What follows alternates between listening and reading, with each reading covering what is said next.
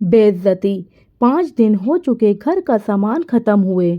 अन्नपूर्णा कब से राजेश से कह रही थी कि मुझे पैसे दे दो ताकि मैं घर का सामान ले आऊं या फिर आप ले आइए, पर वो है कि आज और कल पर ही बात को टाले जा रहे थे। राजेश कभी भी अन्नपूर्णा की हाथ में पैसे नहीं देता था। वो या तो खुद सामान लेकर आता था या फिर ऑनलाइन सामान मंगवाता था।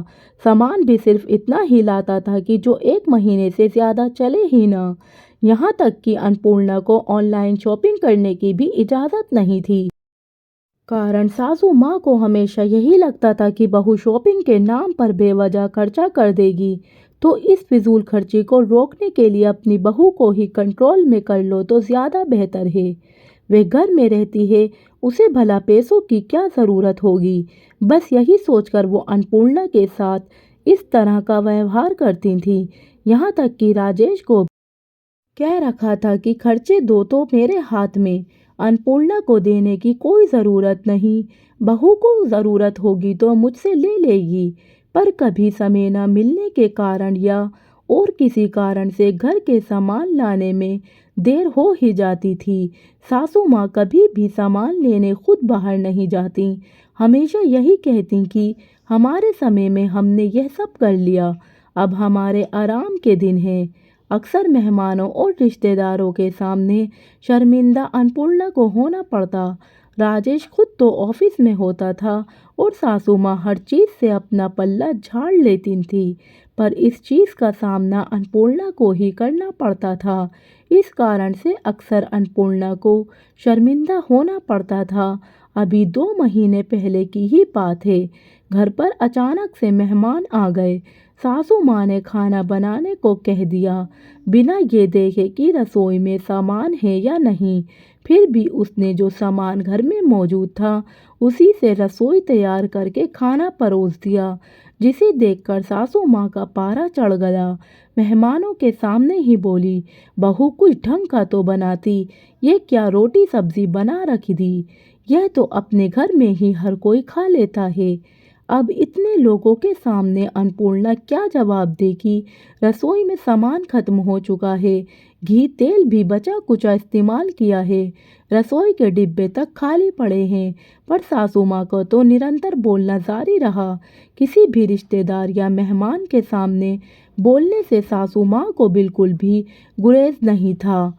अगर राजेश कुछ बोलता तो रोना धोना मचा देती कि मैं तो अकेली हूँ, तेरे पिता होते तब भी तू ऐसे ही बोलता क्या। उसके आगे राजेश भी कुछ नहीं बोल पाता। सबके सामने उन्होंने अन्नपूर्णा की ऐसी इमेज बना दी थी कि बहू को तो किसी का घर में आना पसंद ही नहीं है। वह नीरी कामचोर है, उससे एक पैसा खर्च नहीं होता, इसलिए मेहमानों की आवभगत भी ढंग से नहीं करती। अब कल की ही बात ले लो, अचानक से बुआ जी और उनकी बहू का आना हो गया। सबके सामने अन्नपूर्णा की तो वैसे भी इमेज खराब थी।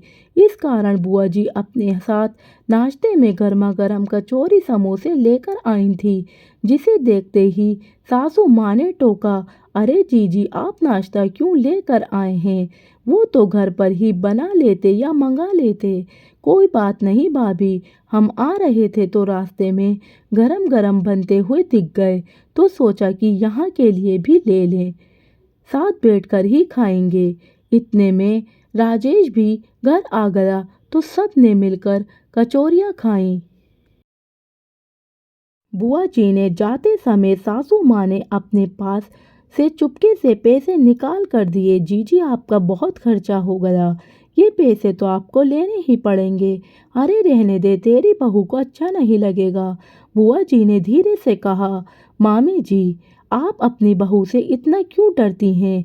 अचानक बुआ जी की बहू ने कहा, अब क्या करूं, बहू की गिरस्ती जो ठहरी, जो उसका मन करेगा वही करेगी, बड़ों की तो सुनना ही नहीं है। मेरी गृहस्थी में तो लोगों को पकवान बना बना कर खिलाती थी मैं। क्यों जीजी, ये बात कमरे के बाहर आती हुई अपूर्णा के कानों में पहुंच गई, जिसे सुनते ही अपूर्णा के तन बदन में आग सी लग गई। दोनों माँ बेटे उसके हाथ में एक पैसा नहीं रखते। घर का राशन पूरी तरह से अपने कंट्रोल में रख रखा है और फिर उसके बावजूद दूसरों के सामने बुराई भी बहू की करनी है। अन्नपूर्णा हॉल में सबके सामने आकर खड़ी हो गई। क्या कहा था आपने अभी माँ जी? जरा फिर से कहिए तो। नहीं नहीं, कुछ भी तो नहीं बहू, सासू माँ ने सक पकाते हुए कहा। अन्नपूर्णा बाद में बात करते हैं, राजेश ने अन्नपूर्णा को समझाते हुए कहा।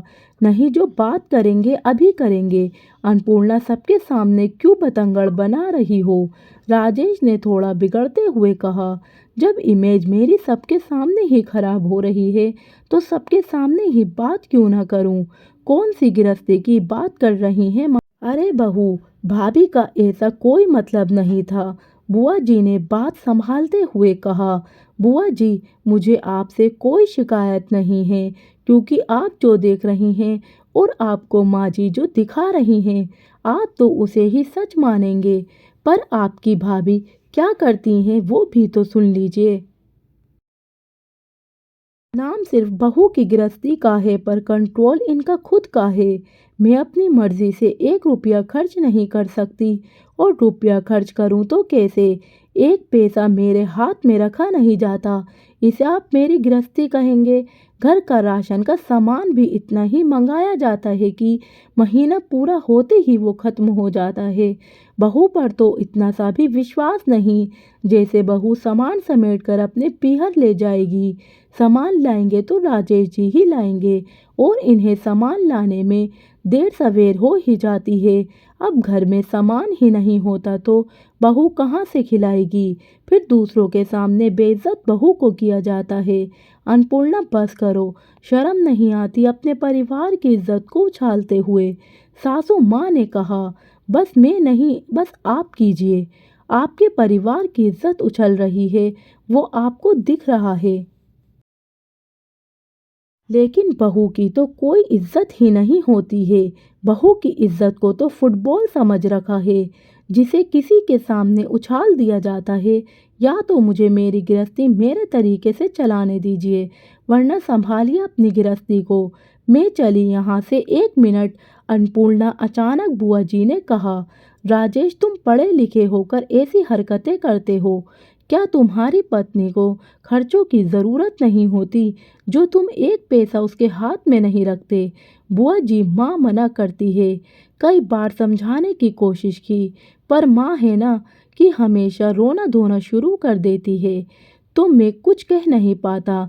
भाभी, आप अपनी बहू के साथ इस तरह का व्यवहार करते हो, क्या मिल जाता है आपको बेचारा बनकर? आपने अपनी गृहस्थी में सब कुछ किया, फिर बहू की गृहस्थी उसे क्यों नहीं जीने देती? आज आपकी हरकतों के कारण आपकी बहू घर छोड़ने को तैयार हो रही है। आपके बेटे का घर बिगड़ रहा है। कुछ अंदाज़ा भी है आपको घर में किस समय किस चीज़ की ज़रूरत है? वह घर में काम करने वाली महिला को ही पता होता है। तो बहू के हाथ में पैसे देना शुरू कीजिए। आखिर सासू माँ कुछ न कह पाईं। बुआ जी के समझाने पर इतना तो असर हुआ कि आज राशन का सामान लाने के लिए अन्नपूर्णा के हाथ में पैसे रखे गए, जिसका सुकून उसके चेहरे पर साफ झलक रहा था।